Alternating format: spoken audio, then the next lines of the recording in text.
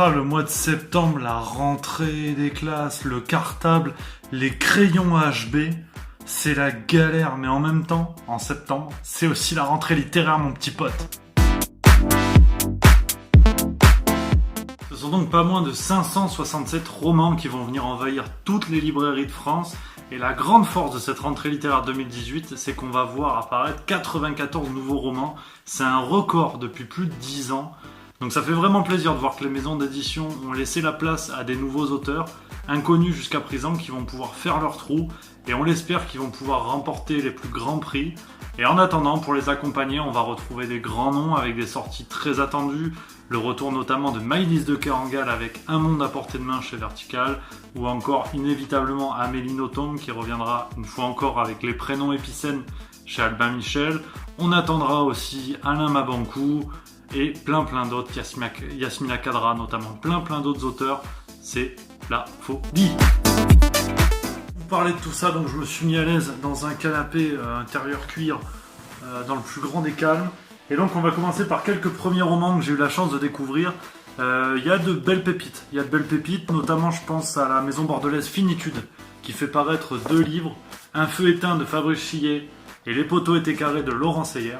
Ces 2 premiers romans, donc vraiment Finitude prend le pari de la nouveauté, des nouveaux auteurs, avec 2 histoires complètement différentes. Petite préférence pour Les poteaux étaient carrés, qui est vraiment une histoire super sympa, surtout dans l'ambiance Coupe du Monde, parce que je vois que t'as pas oublié, on est champion du monde pour la 2e fois, pour ceux qui seraient passés à côté. Donc Les poteaux étaient carrés de Laurent Seyer, une super histoire autour du match Saint-Étienne-Bayern de Munich de 1976, que les amoureux n'ont pas oublié. Un match qui a marqué l'histoire du foot, et pas que, c'est toute l'histoire de ce livre raconté par Laurent Seyer, qui exprime toute sa passion pour le foot, mais aussi pourquoi la passion pour le sport va peut-être un petit peu plus loin qu'un gazon, des mecs qui courent en short et un ballon.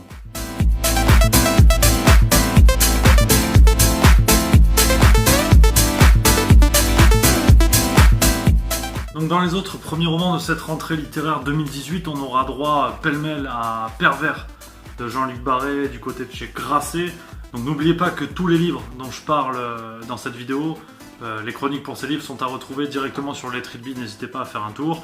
On retrouvera également Les Nougats de Paul Berger chez Buchet-Chastel, un roman intéressant, vraiment ambitieux, un peu complexe, mais vraiment sympa, un mélange de différents types de textes, du roman classique, mais aussi des extraits de journaux intimes, une compilation comme ça entre une amitié un peu originale. Et on finit donc dans ces premiers romans que j'ai eu la chance de découvrir avec Takis Burger, La Fraternité.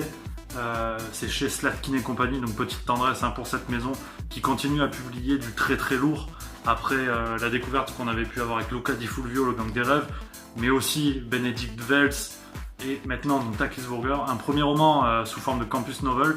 Donc ça tout se passe sur un campus avec une histoire un peu particulière qui mélange l'intégration dans les fraternités, d'où le titre, parce qu'il y a un lien.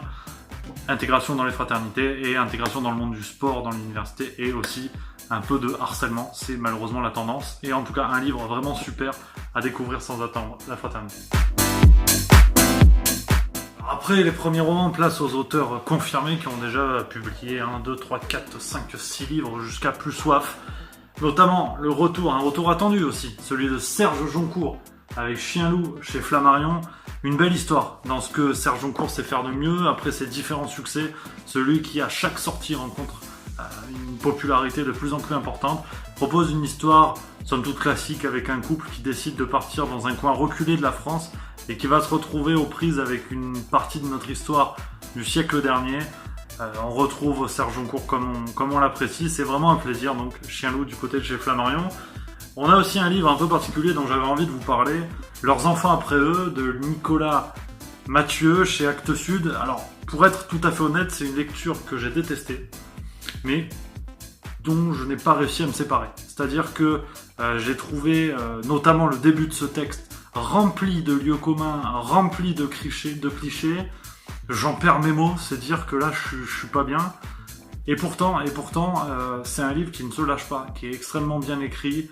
Les personnages sont super bien posés, on adhère très vite. Donc c'est assez curieux parce que c'est pas évident de parler en bien d'un livre qu'on n'a pas du tout aimé.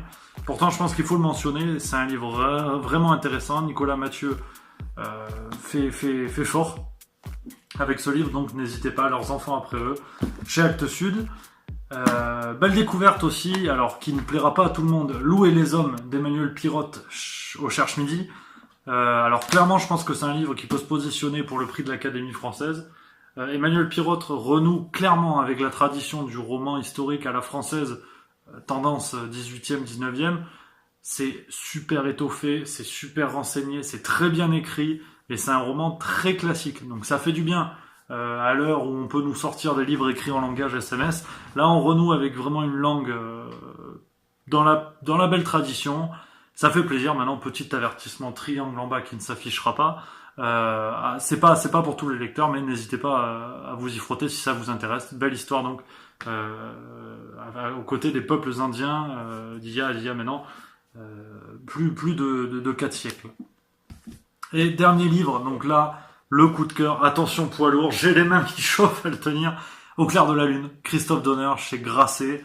Alors, pour le dire tout de suite, parce qu'on va pas s'impatienter, je pense qu'il y a la place pour un concours. Très clairement, après l'ordre du jour, après des livres un peu forts qui ont pu remporter le concours, là c'est vraiment un bol d'air. Christophe Donner travaille autour des découvertes, donc notamment de la photographie et aussi de la phonographie, avec 2 personnages, Scott de Martinville et Nicéphore Niepce. Donc déjà, quand tu t'appelles Nicéphore, au mieux faut inventer la photo, parce que sinon tu trouveras pas un stage. Mais en tout cas, un livre super, à l'image un peu de ce qu'avait pu faire Éric Vuillard avec la rencontre entre ces industriels allemands au début de la Seconde Guerre mondiale dans l'ordre du jour. Christophe Donner propose une chronologie comme ça, aux côtés de ces grands inventeurs, aux côtés de ces grandes inventions. On suit tout ça, c'est passionnant, on apprend énormément de choses sur le fonctionnement de ces inventions, et aussi ça soulève énormément de questions sur la place des inventeurs, la place des grands hommes dans l'histoire. Quels noms peuvent bien rester quand il y a eu comme ça une lutte intestine pour savoir qui avait découvert un objet avant l'autre, une technologie avant l'autre. Donc vraiment passionnant. Pronostic Let It Be, Au clair de la lune chez Grasset. Donc horizon de la rentrée littéraire 2018, forcément il y a plus de 560 livres, je vais pas pu tous les présenter, parce que là sinon ça nous tient jusqu'à mi-décembre. Donc petite sélection par Let It Be, il y en aura plein d'autres à suivre. N'hésitez pas à vous rendre sur le site de Let It Be pour découvrir les différentes chroniques. En attendant, j'espère qu'on va vite se retrouver pour de nouvelles vidéos. N'hésitez pas à vous abonner, vous cliquez sur s'abonner, vous cliquez sur la petite cloche pour avoir les notifications. On se fait plaisir, on reste ensemble, on reste au contact. Allez, à bientôt, ciao.